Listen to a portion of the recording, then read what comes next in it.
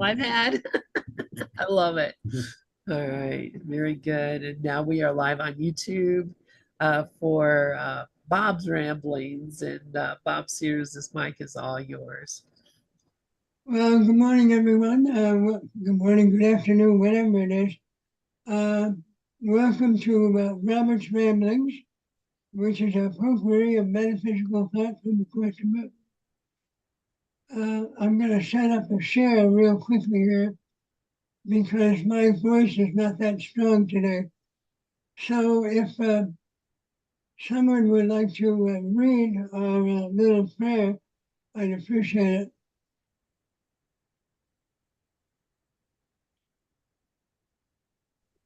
Well, Can everybody see that on the screen?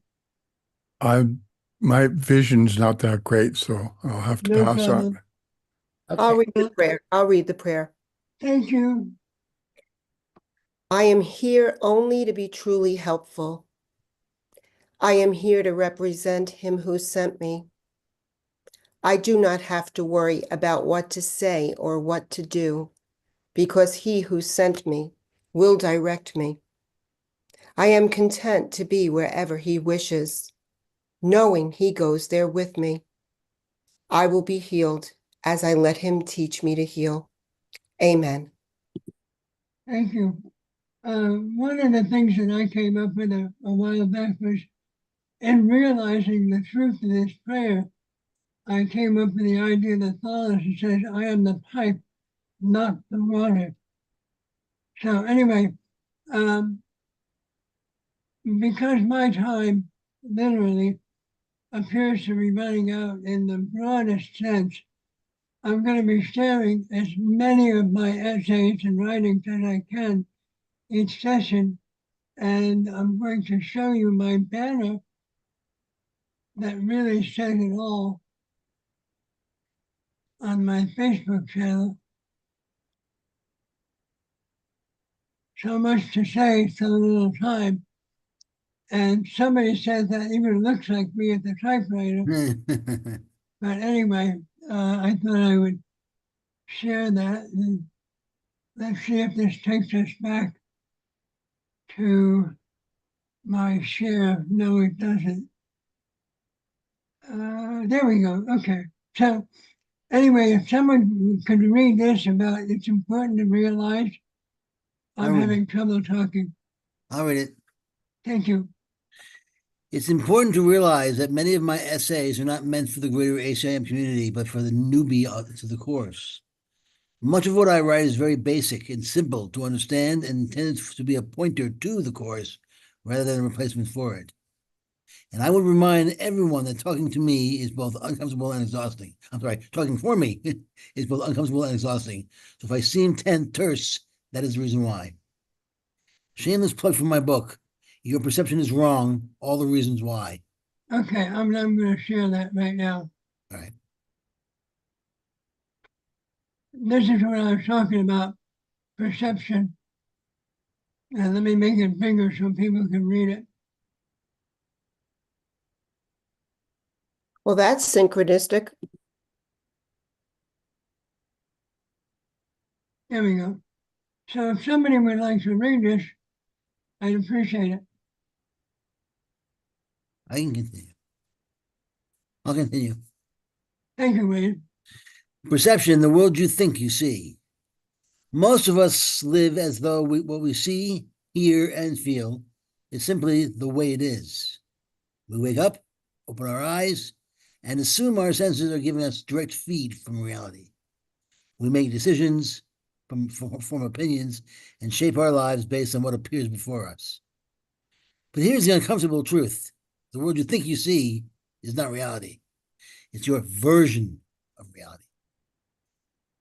From the moment you were born, your mind has been building an internal framework, beliefs, memories, cultural conditioning, expectations that quietly shapes every perception. Like a camera with a customized filter, everything that passes through it's tinted, sharpened, blurred, or recolored to fit the settings that you've been given. We rarely question these settings because they're invisible to us. They feel like just the way things are. Perception is not a mirror, it's a lens. Perception is not perfect recognition of the world. It is an active process of interpretation. We were just talking about this. Your senses provide raw data, but your mind immediately edits it, choosing what to emphasize, what to ignore, and how to make sense of it. You say in the eyes of the translators of the mind. Two people could stand in the same place, witness the same event, and come away with completely different stories. The difference is not in the event, it's in the lens. This is why the phrase, your perception is wrong, isn't an insult. It's an invitation to recognize that what you think is true is often an interpretation, shaped by forces you've never examined. The filters you don't know you have. Your perception runs through filters you rarely notice. Beliefs, deeply held ideas about the way life works. Memories, imperfect and changeable records of the past. Cultural conditioning, the rules your upbringing and environment taught you. Self-image, how you see yourself, which affects how you see others. And expectations, predictions that prime you to see what you expect to see. These filters are like a script telling your mind what role to assign to each event or person. If you expect people to be unfriendly, you'll notice every small slight. If you believe opportunities are scarce, you'll overlook the ones that are in front of you. As the Course in Miracles puts it, projection makes perception. You're not passively recording reality. You're projecting meaning onto it and then experiencing that meaning as if it came from outside you. The emotional lens. Even without these filters, your emotions will still shape what you see. Emotion is like lighting in a room, changes everything. Fear narrows your focus for potential threats. Anger magnifies faults and blinds you to virtues. Sadness dulls the beauty around you. Joy, on the other hand, softens the edges, makes obstacles feel smaller and opportunities more visible. The same sideways glance from someone can look like criticism if you're irritated, or like encouragement if you're in a good mood. Your emotions and your perceptions feed each other in a loop, each one reinforcing the other. Your senses are not infallible. Science shows us how easily our senses can be fooled. Optical illusions, auditory tricks, and even touch can deceive us. Your brain fills in gaps, makes assumptions, and alters sensory data to fill predictions. If you be fooled by a picture of two identical lines that appear different lengths, what makes you think you can sense your senses are delivering the unedited truth in complex emotional or social situations? That's true. When the senses are unreliable, and that's being nice. We like to believe memory is a playback of the past. It is not. Each time you recall something, your mind reconstructs it, adding details, losing others, and shaping the memory to fit your current beliefs. When I'm acting, I do sense memory. Very often, if I'm looking at what I consider a bad memory, and I go back, I might feel good. The feelings might be different than they were back then. But I'm seeing it from my perspective now. I can't use what I thought I could use because it's not fitting what I thought. The emotion's not what I thought it would be. It's totally different. And I go back to a fun memory, I feel sad suddenly. Point of view, totally a point of view. Two siblings? Yeah. Two siblings who remember the same childhood event completely differently, each convinced their version is correct. Memory is personal, selective, and fluid. And yet we use shifting stories as the foundation for present-day judgments. Snap judgments that misread people and snap judgments and misread people. We also misperceive people constantly. First impressions can stick for years, even when they're based on incomplete or misleading information. Stereotypes and unconscious biases shape our view of others before we even speak to them. Projection plays a huge role. What we reject in yourself, you tend to see in others. If you feel insecure, you may view others as judgmental. That's interesting. If you are competitive, you might interpret. If you are feeling insecure, if you are competitive, you might interpret someone else's success as a threat. time and space and context. Your perception of time changes with your engagement. Hours can vanish by joyful activity, or minutes can crawl by in boredom. Space changes with mood. A short walk feels like a long one when you're anxious, but short when you're eager. Even context can flip meaning instantly. A comment from a trusted friend can feel supportive. The same words from a rival can feel insulting. The truth is, perception is far more fluid than we like to admit. The ego's agenda. Why does that matter? Much of the distortion is driven by the ego, the thought system that wants you to believe that you are separate. You're a separate, vulnerable body in a dangerous world. The ego needs you to see conflict, scarcity, and threat. It's how it justifies its existence. It will shape your perception to keep you invested in its story, using projection to plant fear or guilt in your mind, and then proving it by showing your evidence in the world. Different way to see. Gloria Yeah. has her hand up. Oh, good. I Gloria. just wanted to let you know I'm back. If you want me to take a turn reading, I could read. Okay, you want to start from a different way to see? Yeah, sure. All right. Only if you want me to. I'm just like, No, I'm not sure. I've read a lot. Go ahead. okay, great. A different way to see. If your perception is not reality, then it's open to change. And that's where freedom begins. You can learn to 1, pause before reacting, creating space for reinterpretation. Separate fact from interpretation, asking whether others could see it differently. Check for emotional magnification, noticing when your reaction outweighs the event. Reverse projection. Consider whether what you see out there reflects something within you. Look for the call for love beneath the apparent attack. Invite a higher perspective, whether you call it the Holy Spirit, inner wisdom, or clear reason. Over time, this shifts your default from automatic reaction to conscious choice. You start seeing situations, people, and yourself more clearly. The freedom of being wrong. Here's the real breakthrough. Discovering your perception is wrong is not a failure. It's liberation. If your perception can be wrong, it can also be changed. Admitting, I could be wrong, opens the door to seeing it differently. And when you're willing to be wrong, you're free to choose peace over being right.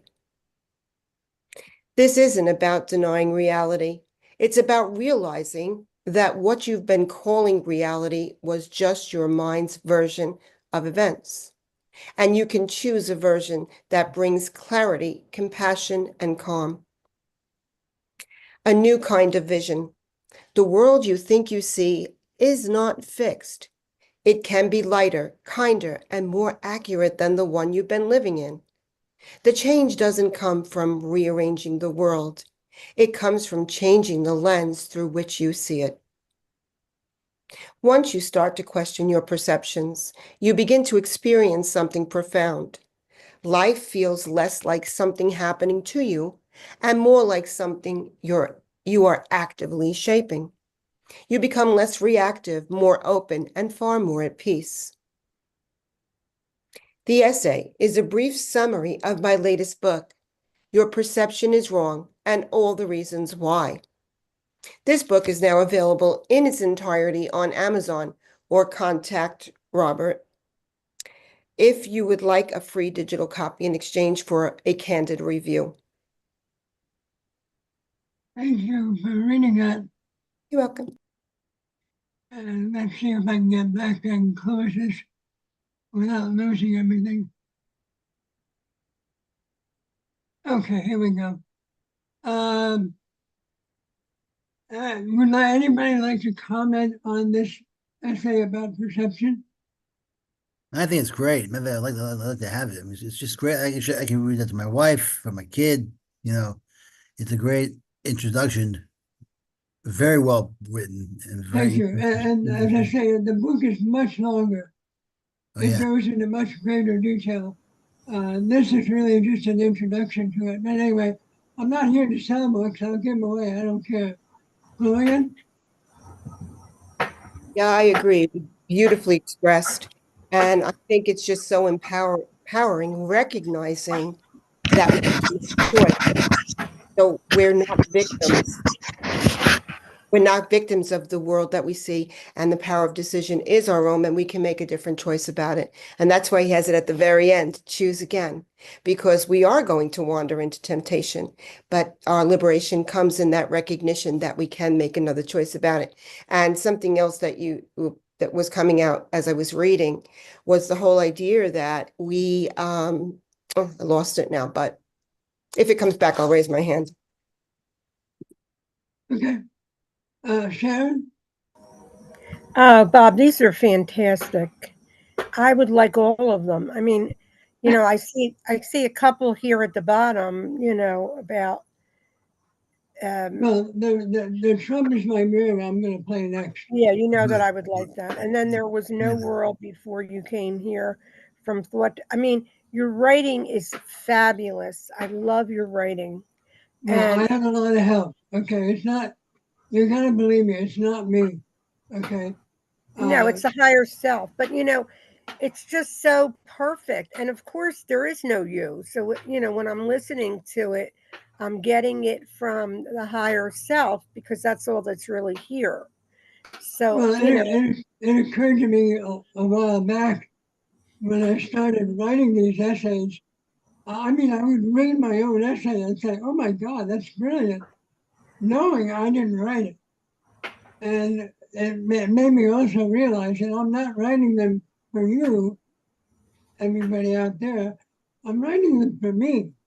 This is my way of allowing the Holy Spirit to teach me what right. I need to learn. And Yeah, but I need to learn it too. So it helps me. and that gave me a lot more freedom to just continue and keep going. And Yeah. I'm getting to the point where I really believe I'm coming to the end of my learning. And when I do, it's going to be a Saiyan, and I'm out of here and the universe along with me. But anyway, I don't You know feel like whether that you're come to the end of your learning, so you could leave at any time if you choose, right? If that was your exactly. yeah, like Jill did. Yeah, I see that. And just The the way other you're thing I you know, worked in, I'm finishing now is another book, which is really an expose of myself and my own attitudes. Because before I started writing spiritual books, I was writing Trump exposes. I was trying to bury this man. And after writing 5 books, I realized I'm not doing anything here. I'm just contributing more to the division. And that's when it occurred to me to take another look. And that's when I wrote this essay, which became a movie, not a movie, it became a book, which is also going to come out on Amazon probably within a week.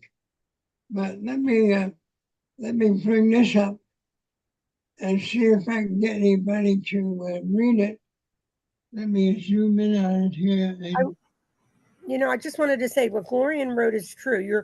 You're a clear expression of God. When you write, you're really writing from the God self. I wouldn't mind reading, the Trump as my mirror. I have these lessons I'm still learning. So Well, that's exactly what this essay is all about. yeah. It's as it says, it's an essay on projection and Hmm. forgiveness. So if I can get somebody to read this, I'd love it. I'll read it. I mean, if you don't, unless Glorian wants to, because I don't know if she wanted to No, read it. please go ahead, Sharon. Please go ahead. All Thank you, right. Sharon. Okay.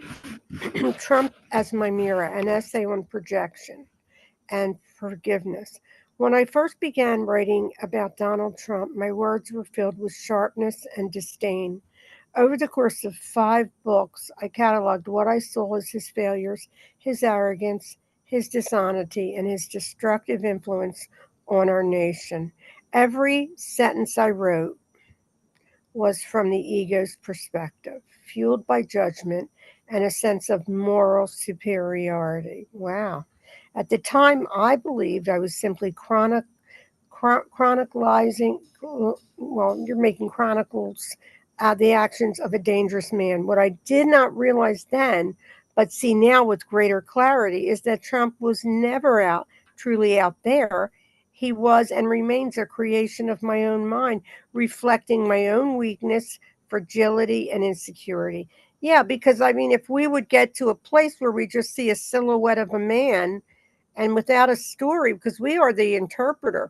So if we interpret it as it being wrong, you know, like the way I see it, Sharon could never like Donald Trump, but as the son of God, I certainly accept that he's the Christ, and I accept everything he's doing because it would have to be for us. Because the way I see it, there's never been anything done in this world that we haven't had some kind of reward for it. If we're looking for it, if we're looking for victimhood, we'll get it. But if we're looking, what did I have to learn from this? And I think humanity has a very big lesson on, well, there's just a lot of, you know, obviously self hatred in humanity. Because if he's out there and he's not really out there, but he's in us, where am I arrogant? Where have I been a liar, you know, a cheat, you know? I mean, we all have this. We all have, but, you know, of course, the ego will say, well, you never really did what he did. Look what he's doing. But he's really not doing anything. He's just showing humanity. And it's something that Deepak Chopra said years ago when he won in 2016. He said to Deepak said, humanity, look at your own mind now. This is what you voted for. Okay. The angry, you know, childlike, whatever he said, it wasn't bad or good. It was just factual.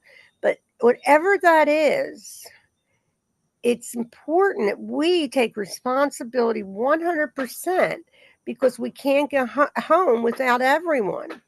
So, you know, to accept him as the Christ is to just allow ourselves to let it go. I mean, you know, and especially that I know somewhere this is for humanity. It might not show up now. Now, I could say, well, the Holocaust was terrible, blah, blah, blah. But was it, or did a lot of lessons get to be seen even then, right? That we have such cruelty in our egos. How could we ever want it? I mean, I hear it now when it's talking, and it's just ridiculously cruel. But we don't hear it until that readiness moves into the forefront, and spirit is the first thing that you really see. Like, I can see peace instead of this. So then it says, this is the radical teaching of A Course in Miracles. Projection makes perception. Whatever we condemn in another is but a reflection of we have not yet healed in ourselves. And, you know, it's a fact that the ego mind is total hate. I mean, we can make it seem like it's not. We can make it seem like, you know, it's, look, I'm a nice ego, but no one has a nice ego because you can't. It's just like, and no one is special here. It's all about sameness, that the ego will make this character the most important thing in our armor. Why does it do that? Because it wants to keep us in jail. It doesn't want us to forget about it. Like, how could you let yourself go, Sharon? You've been Sharon all your life, but I'm not really letting myself go. I'm now, you know, stepping forward and saying I am. And that is absolutely more valuable than this little character that will die, you know, or seemingly die, and is completely, there's nothing in the ego thought system that has value. Well, I could say, well, my children, but they'll be in the holy relationship. If you can turn everything into holiness, that's when you know that you're healing beautifully. My so-called exposes of Trump are in truth exposes of my own unhealed mind. Right. He was my scapegoat, the vessel in which I poured my, look at these beautiful writing, poured my own fear, pride, and self-deception. If I saw him as arrogant, it was because I had not yet forgiven the arrogance in me. And isn't that the truth? These are advantages, you know. The lovely lady that came in last week, you know, forgive me, her name is, she's a friend of yours. the one that wrote the book, and we're going to meet her on Wednesday. Of course, I'm Sandra teasing. Levy. Yeah, What is it? Sandra Levy. Okay, yeah. So, her teaching is all about the fact that if you want to get out of jail, you take 100% responsibility, which was probably the hardest thing that I ever had to do, because I think the ego in this mind relished at victimhood, which it does in every mind, I would assume. If I saw him, so yeah, I do feel the arrogance of, the thing about Trump is he's just reading the ego's script. He's reading the ego script, period. Oh, There's here. no, yeah, he's reading it. He's reading the script that we all have. What's happened for this mind is I'm just not interested anymore. It almost seems stupid to waste time on a character on a screen when he's not out there. He's in me. So that's where my time has to go. Just inside. Where do I feel divided? Where do I feel arrogant? Where do I feel cruel? If I saw him as dishonest, it was because I had not admitted to the lies I tell myself. My earlier books then were not failures, but they were incomplete. Yeah, because it's a ladder. And Bob is actually climbing the ladder. They represented the first stage of seeing, the recognition of grievances. It's funny that you should say, the seeing. On today is what, Monday. So it was Saturday. I was in North Carolina, and I was reading a book called The Cosmic Joke. And it's a very simple book. In fact, tomorrow, if I'm prompted to read it during my session, I might, just, share about how much this book helped me. It was like after I read it, there was a direct seeing that there is nothing here. And I could say, well, that's the book. But I picked up the book because Essence took my hand to pick it up. There's no Sharon. It's only Essence here. So we all are getting helped all the time, but it's a question of, do we really, really want to give up victimhood? Because that's the total course. Give it up and you're home. That's all. So you want me to read more? Let's see what Gloria has to say.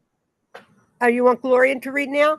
No, No, I was just going to comment on what you said, Sharon. So what pamphlet was that? What's the name of that pamphlet that you said you're going to share tomorrow? Oh, it's not a pamphlet. It's called The Cosmic Joke. It's a book. It's a Kindle book on unlimited. So it was free for me. And I picked, because I get unlimited, but it's in short, it wasn't an author that wrote it. It came through some kind of publisher. But in short, this little book was the whole Course in Miracles without a lot of fancy words. But it was a directive of seeing, because the deeper seeing is when we really see that there's nobody there. Exactly. Exactly. That's what was coming to me as you said that. The cosmic joke, and we're here to die to those false concepts, the false concept of self. So projection makes perception, which is a mirror and not a fact, because there's nothing outside. There's nothing there. It's Right. So it's a mirror showing us what we think, showing us our faulty thinking, but it's not a fact, because the only thing that is a fact is the reality of the kingdom. And it was funny because not on this topic, but something else had come up, and I was working on it during the week. And it comes down to this recognition that all of these seeming things occurring is this world, but this couldn't be happening in the kingdom. And it's that simple. It's this world couldn't be happening in the kingdom.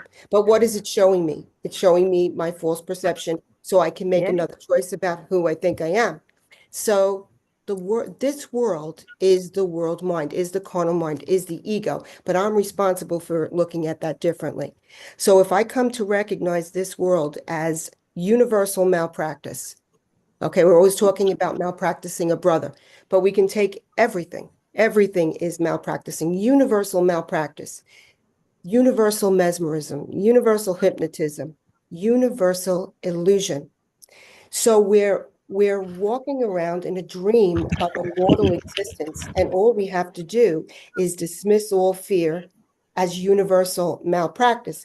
Now, that's not to say that we don't look at it, because it is showing us what we think, giving us that opportunity to change our mind about it.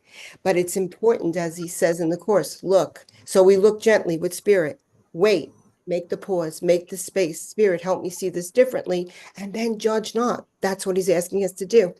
In that non-judgment is complete forgiveness. And if we're willing to do that, we've left this world and entered into my kingdom, the kingdom of God. So the idea is always, regardless of how it's seemingly presenting, recognizing that there's one ego and there's one Christ mind.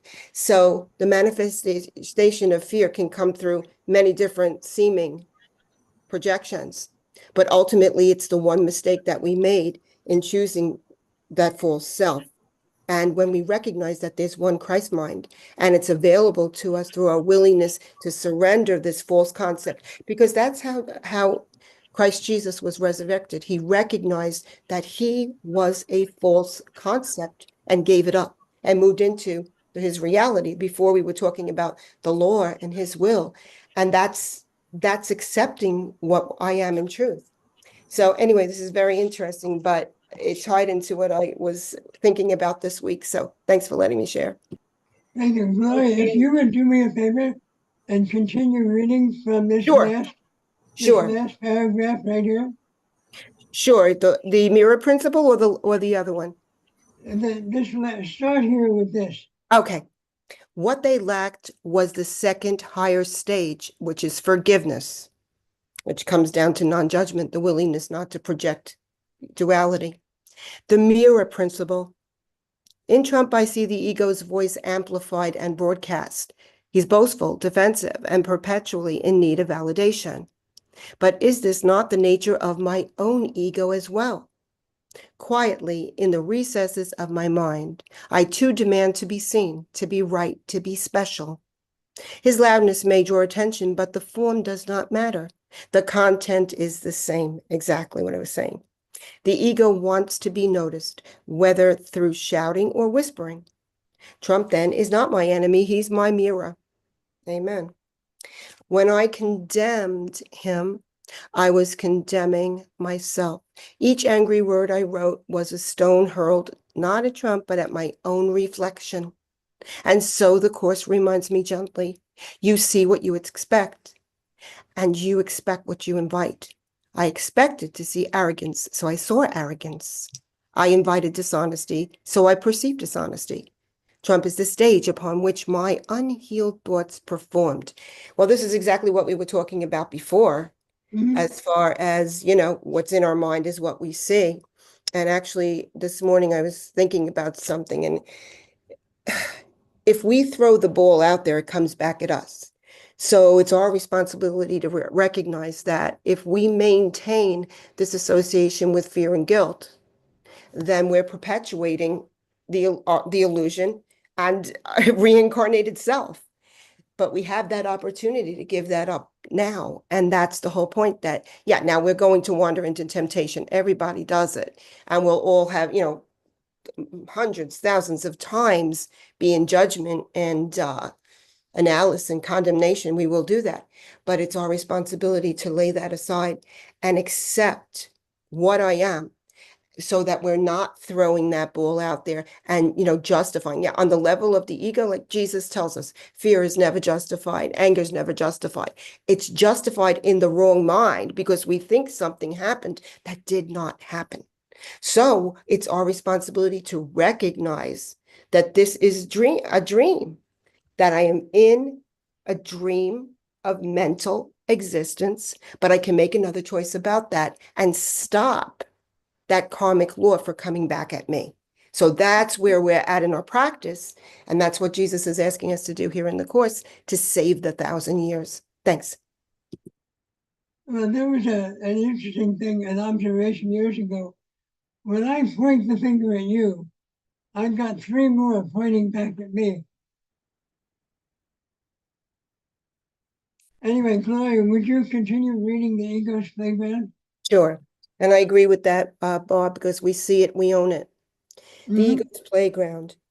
The world, as ACIM teaches, is the ego's playground.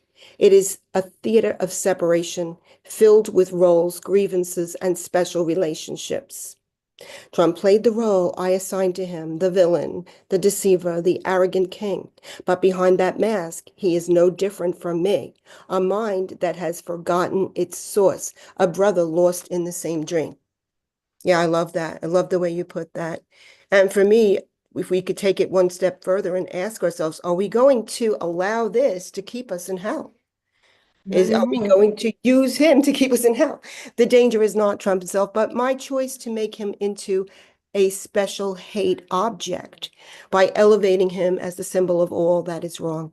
I gave my ego fuel. I made him different when the Course tells me he is the same. Beneath the bluster and bravado lies the same Christ light that dwells in me. To see anything else is to be deceived. And that's what I was talking about malpracticing. Can someone else read? Do you think somebody else could read a little bit? Sharon, would you pick it up? I sure will. Thank you, dear. The lesson of projection. When I look at Trump and you read that already, right? Yeah. No, No. This is it. Okay. And feel disgust. I'm called to pause and ask, what is this showing me and myself? His dishonesty points to my own self-deceptions. Greed reflects on my own hunger for more. His division, oh, I love that, what you just wrote here. Hunger for more. Yeah, it's so, the detail in this is incredible. His division echoes the walls I built in my heart. This is fabulous, Bob. His arrogance mirrors the pride I hide behind. His claims of victimhood expose the times I too have played the victim role. His endless defensiveness highlights my own refusal to surrender.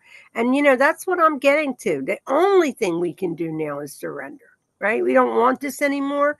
So instead of just trying to figure it out, or you can do, I love the work that Dietrich has done, and both of the work that came on, your teacher that you brought in, Bob, it's also helpful because, as soon as I took 100% responsibility years ago at Dietrich Warsack's retreat, I had my crown open. It was the weirdest thing.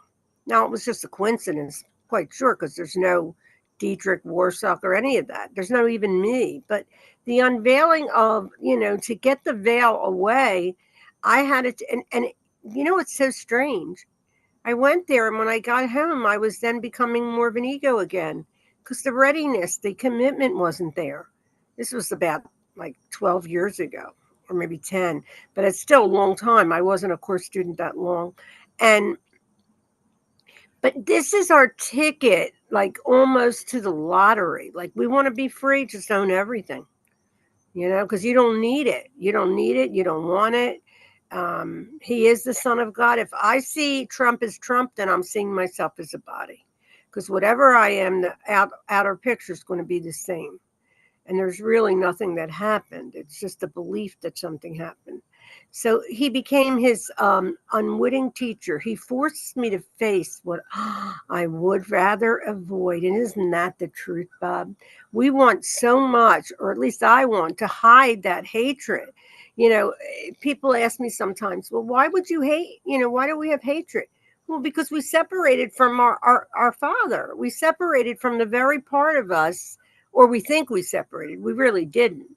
But in the movie, and quite frankly, I think unconsciously, we don't like it here. You can have fun here, but who likes to have to go to the bathroom when you don't even know that you have to go? The kind of things that the ego mind has us do are just tedious things to just keep us in believing I'm this body. Look, I can go to the bathroom. I must be this body.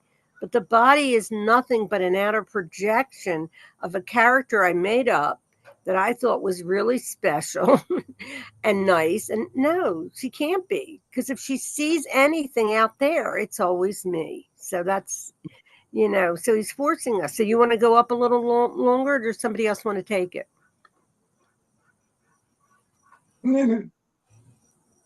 What? Anyway, let me just read the one paragraph. The ego is cunning. and would rather I keep pointing the finger outward than Yeah. turn the gaze inward. Yet forgiveness demands honesty. I cannot heal when I refuse to acknowledge. Trump then becomes my unwitting teacher. He forces me to face what I would rather avoid. And because that's exhausting, I'm going to let somebody else continue reading. Well, Literally, Glorian had given me that, so maybe she's busy. I'll just take this and then ask after. Would you please? Thank you. I Okay. have something else going on too. Thanks. Okay. Okay. Yeah. When I forgive him, I forgive myself. When I release judgment of him, I release judgment of me. When I see Christ in him, I remember Christ in me. Forgiveness is not passive. It is the most radical act of love I can extend. It says, you and I are the same. We are both children of God, merely asleep and dreaming of exile. Okay. I love this one, gratitude for the mirror. You know, gratitude is probably the best. If you go into gratitude, you're automatically in the right mind. You can't be in the wrong mind. It's impossible. Because when you're grateful, because did you ever notice an ego that would say, I'm just so grateful here? You would have thought it was the ego, but it's not. It's the right mind. So anyway, it says, I was going to say tonight on our conscious communication class, we're going to be talking about gratitude. So if you come into that, Oh, great. yeah, it's going to be that's super, because I have a book, Wake Up Grateful, that is so fabulous. I'm sure this woman would come in and talk to us. She woke up just because she had cancer, and she had cancer all through her body, and somehow the truth came through gratitude. And the book is tedious. It's got a lot of questions for reflection, but it's really showing me, at least my mind, that once I'm grateful, I am no longer in hell, right? And you know what some of her lines would be like, I could say, oh, I have to teach, right? But she doesn't say that. She said, turn it around. I get to teach. I get to see those kids again. I get to bring joy. As soon as you change those words around, you're automatically in the state of abundance. You're thinking in terms of truth rather than in the lack of what the beliefs do to us, just making us feel like we're not all there. So I love that idea, Lynn. So he is the perfect mirror. He shows me where I still cling to grievances. And by the way, I still have them, but they're less and less and less because honestly, there's been a lot of clearing done, and the clearing just happens from source. So we want to give source a chance to just do its work. So it says, where I still defend illusions, where I still fear the truth of who I am. For this, I'm grateful. His presence in the world is not a curse, but a gift, an opportunity to choose again. And so easy. The course becomes so easy. We fall into a story, choose again. That's it. That's our, prescription. It's just choose again. And I remember in the early days I studied, of course, I did that all day long. But then it would be like the ego gets much more feisty. And as we go deeper, there's a lot. What I found myself this weekend was restless, very restless. And that's just an energy. So I watched it rather than spoke about it. I just watched it. But the energy was coming up very restless. And it's kind of like these energies are just that. They're energies. They're nothing but energies. So anyway, the way forward. The new book will not be another attack on Trump. It will be a tally of his misdeeds. Instead, it will not be a tally of his misdeeds. Instead, it will be a tally of my own ego errors. Yeah, how about that? That's beautiful. Uncovered and brought to the light. Each so-called transgression will become a lesson in forgiveness. Each grievance will become an invitation to healing. Trump, the teacher I once despised, will now guide me back to love. Wow. Well, that's a really, really good way for us to see that he's for us, right? Because he's bringing us either we want salvation or we don't. And salvation is just this. There's nowhere to go, nothing to do. It's just enjoy all of the abundance that God has given all of his sons, even here in this dream. Anyway, it says, and so I write not with disdain, but with humility, not with judgment, but with compassion. For what I withhold from him, I withhold from myself. And what I give to him, I give to myself. Trump is my mirror. Trump is my brother. Trump is my path to forgiveness. Beautiful, Bob. Boy, are you a gifted teacher. Wow. Just I love this so much. thank you. Just so you know, somebody mentioned a few minutes ago about having access to Kindle books for free. All of my books are available in Kindle format, so you can read any of my books on Kindle. But this book is not quite finished. Hold on. Excuse me. I'm waiting for the cover for it, and I just noticed it's in my mailbox. So this book on Trump will more about my own inward look will be available probably by tomorrow.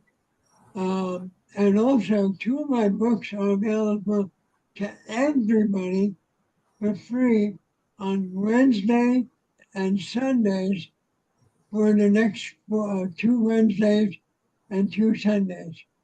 So, like I say, anybody can read them for free. So I'm gonna wrap up at this point and say I'm pretty much done. I'm exhausted, and I just want to remind everybody that morning my time, 9 a.m. Wednesday, Sandy is going to be back with us, and hopefully we will have another volunteer to go through the clearing process. So if you want to learn more about that, just join us Wednesday morning and bring your friends.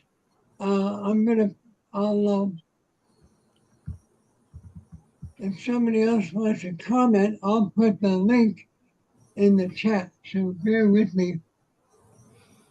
Yeah, and somehow or the other, we're going to have to make sure that we get that recorded this week. Oh, the last one wasn't recorded? No. So, all right, I'm going to go ahead. Thank you so much, Bob, and thank you everyone who's joined us today.